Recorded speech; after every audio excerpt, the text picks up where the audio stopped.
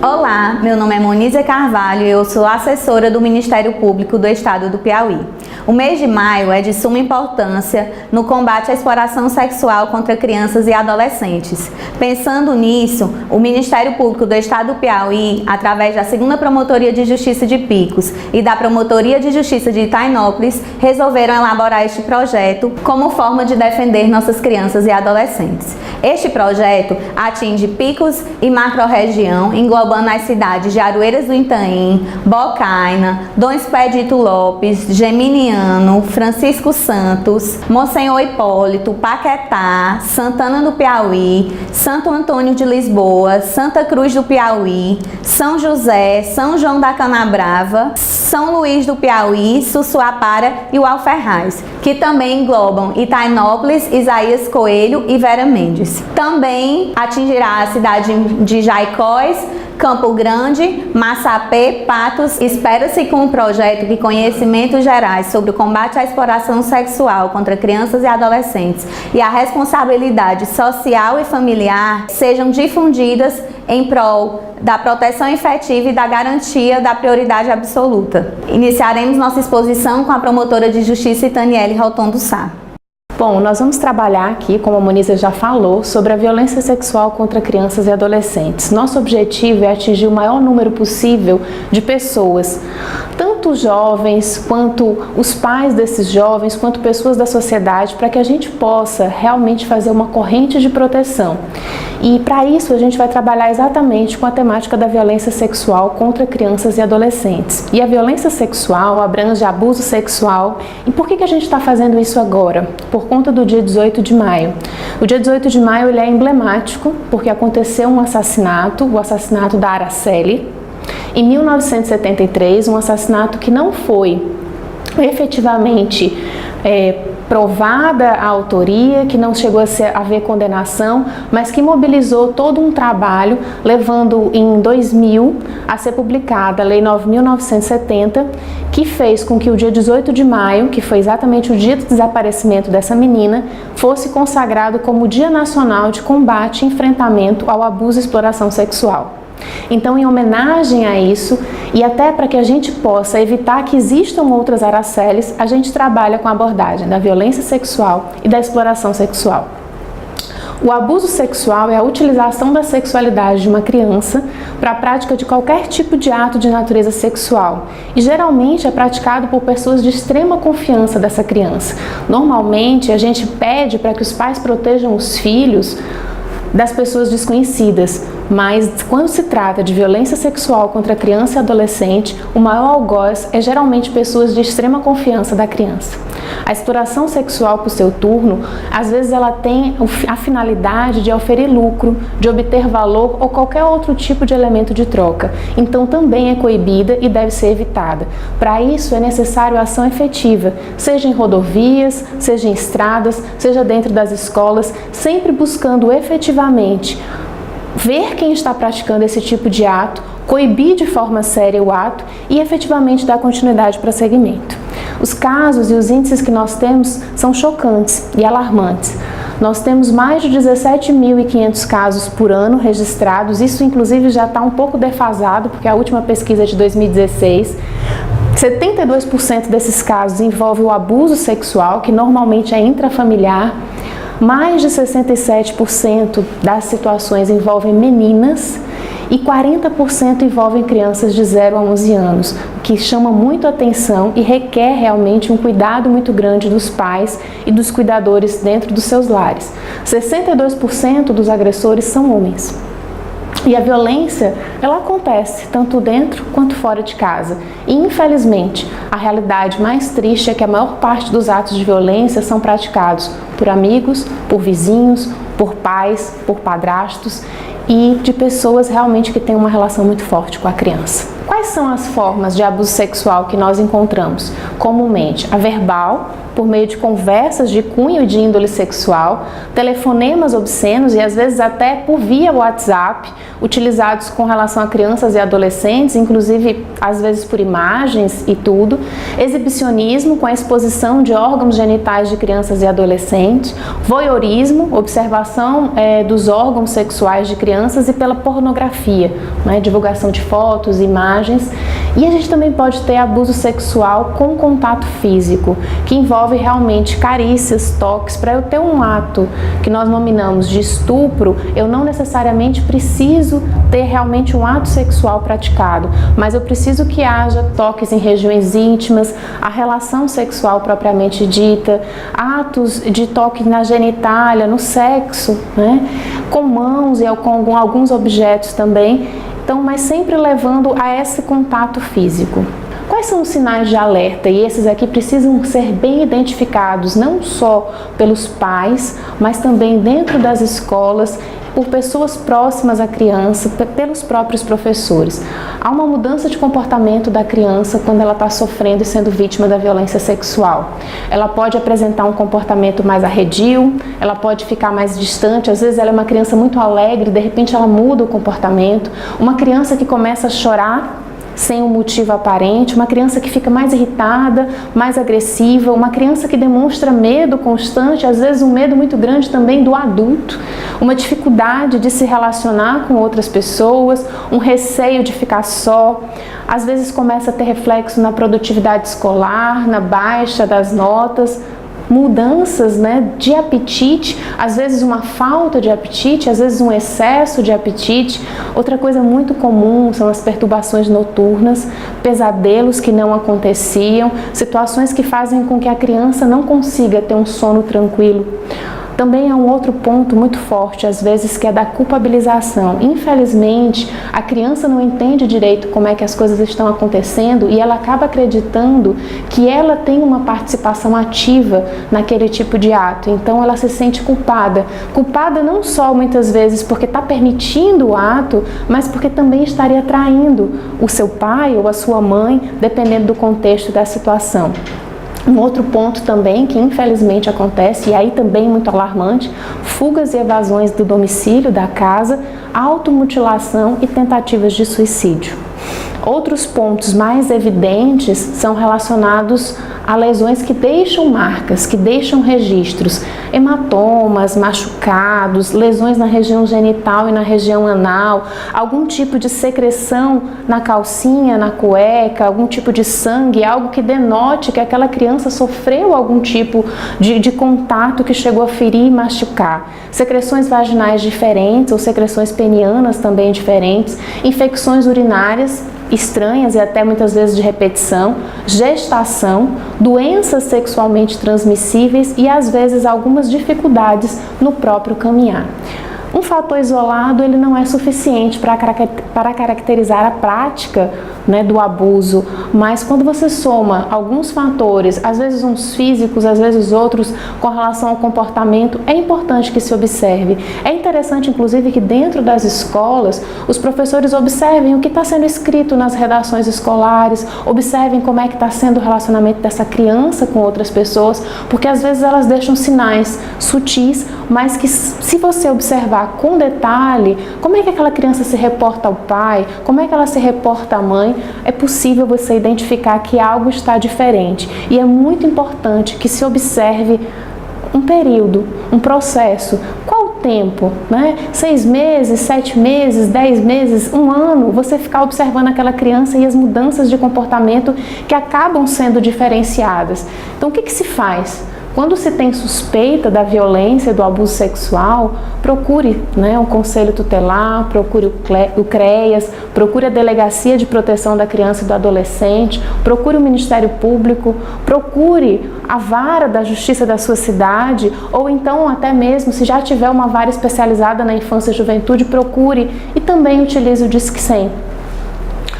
É muito importante que haja as notícias de violação e que as pessoas realmente se envolvam nessas notícias. O raio-x da violência no contexto nacional mostra que nós temos um grande percentual de crianças e adolescentes sendo vitimizadas, tá? Basicamente, nós temos hoje, nessas questões de casos repetitivos, mais de 40% de adolescentes. Os casos de violência contra a criança, abuso sexual contra a criança, eles são quase 70% intrafamiliar, ou seja, dentro das suas casas. O agressor, normalmente, ele tem vínculos de parentesco com a vítima. O gênero que acaba sendo mais forte, tanto com crianças quanto com adolescentes, é o gênero masculino. E as vítimas, normalmente, mais de 70% são vítimas do sexo feminino. Adolescentes também, sejam elas crianças ou adolescentes, a maioria dos casos é de meninas, tá? Não há uma diferenciação de raças, etnias, uma preferência específica para a ocorrência do abuso. Então isso é bastante variável. Uma das coisas que a gente precisa refletir enquanto sociedade é por que se tem tanto medo de denunciar? Quais as razões que impedem de se falar de algo que está acontecendo na casa do vizinho? O medo de se envolver, achar que não vão ser acreditadas, o medo muitas vezes de se expor. Mas é muito importante que haja um envolvimento da sociedade, é muito importante que a sociedade realmente diga efetivamente o que aconteceu e que ela realmente se coloque. Por quê? Para que nós possamos criar uma rede de proteção, para que nós possamos efetivamente agir de uma forma melhor.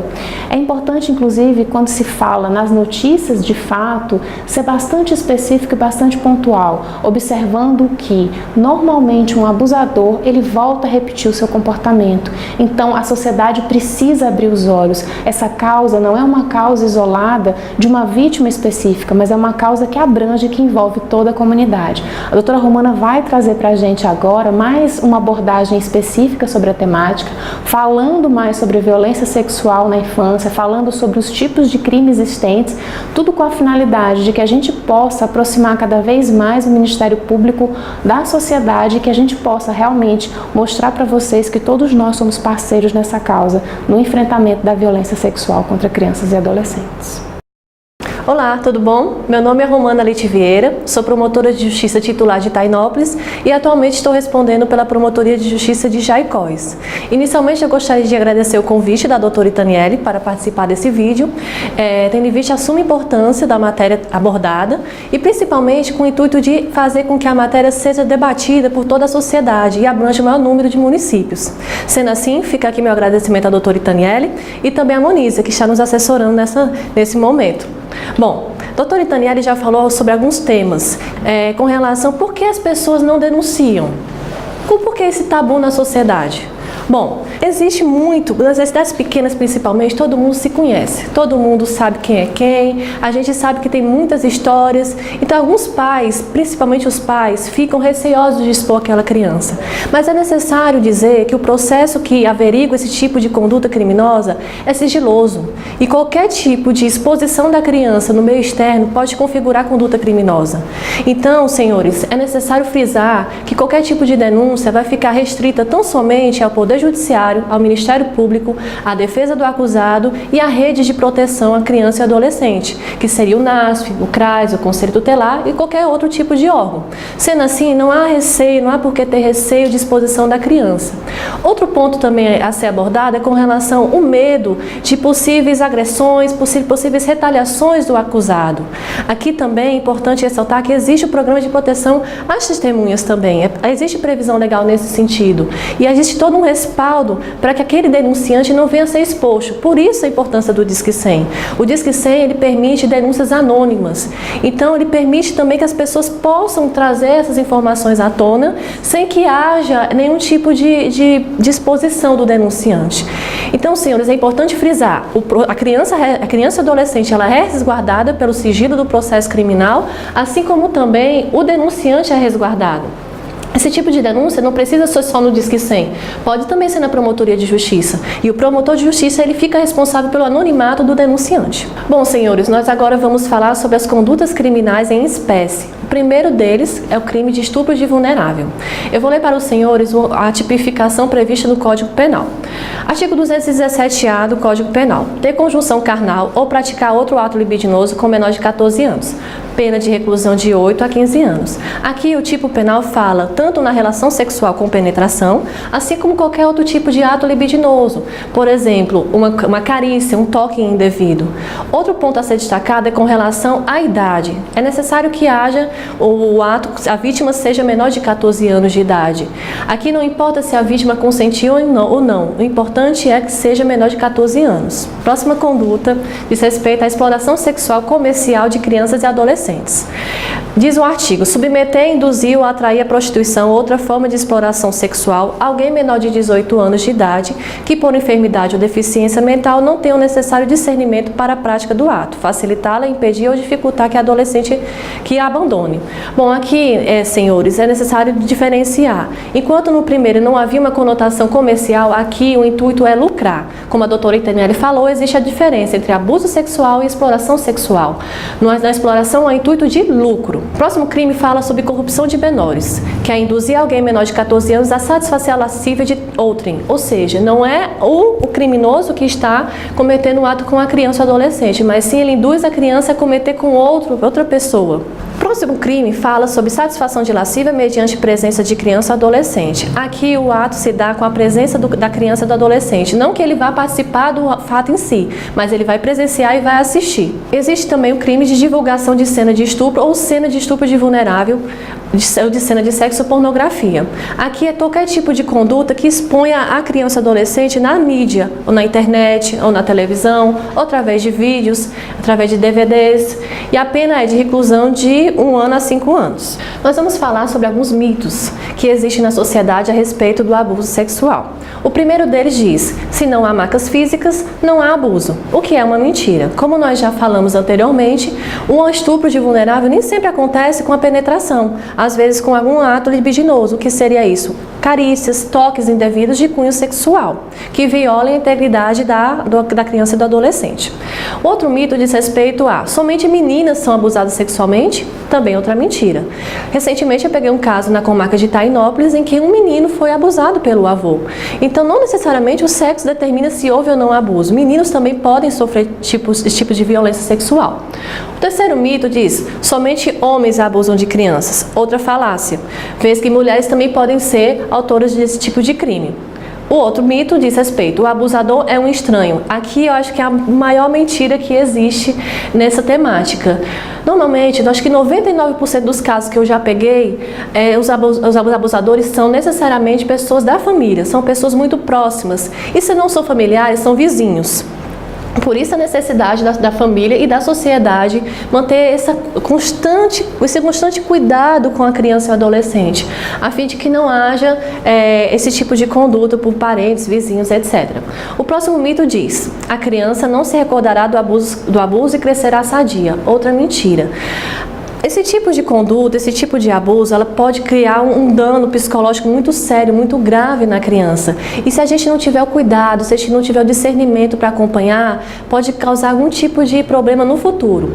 Por isso, senhores, quando a gente recebe esse tipo de caso na Promotoria de Justiça, a gente não se restringe tão somente à conduta criminal, de apuração do fato em si, mas também abrimos um procedimento administrativo para acompanhar essa criança e fazer com que ela seja inserida na rede de apoio, seja através da equipe de saúde da família, seja através do CRAS, do NASF e do próprio Conselho Tutelar.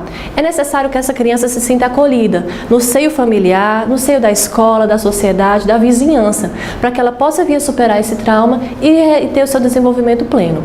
O próximo mito diz respeito a: se a criança se retrata, necessariamente ela está mentindo, é uma mentira. Por quê? Porque nós sabemos que as crianças em fase de desenvolvimento, elas têm problemas em relatar os fatos de forma cronológica, de forma tão coerente quanto um adulto. Então o fato de ela se retratar por si só não quer dizer que ela está mentindo. Pode acontecer algum problema de ordem psicológica, ou então a criança pode sofrer algum tipo de pressão, seja de familiares ou da sociedade. Nesse caso, eu vou dar 2 exemplos concretos na promotoria para que os senhores possam entender melhor.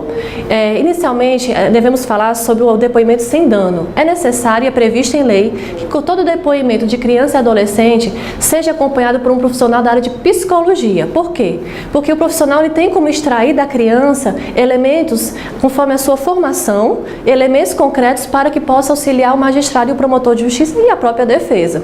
Então, senhores, os profissionais de psicologia, ele vai auxiliar, ele vai dizer se houve retratação e por que houve essa retratação da criança.